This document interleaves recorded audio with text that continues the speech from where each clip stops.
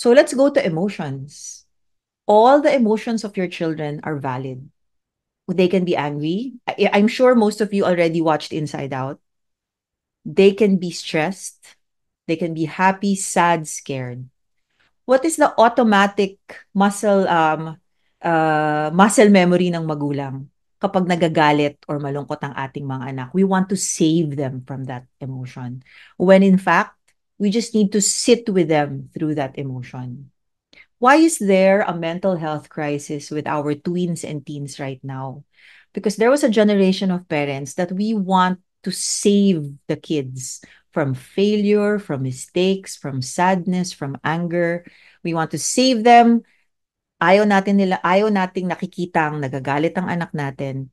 So, talagang mararamdaman at mararamdaman nila yan eh. Wala silang facility or agency later on to be able to regulate their own emotion. Now, when they are angry, di ba po ang Filipino parent ang sasabihin, huwag kang magagalit.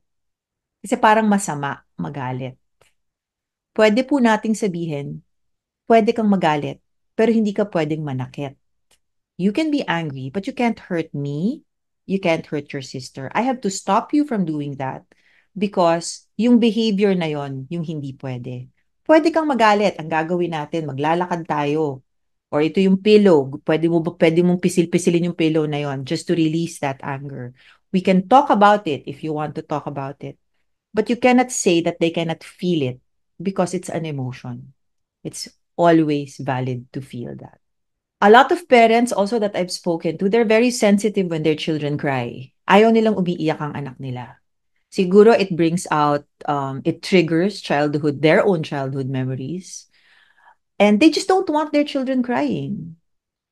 When in fact, the crying regulates their emotions. Maingay, I know, especially if you're in a public place.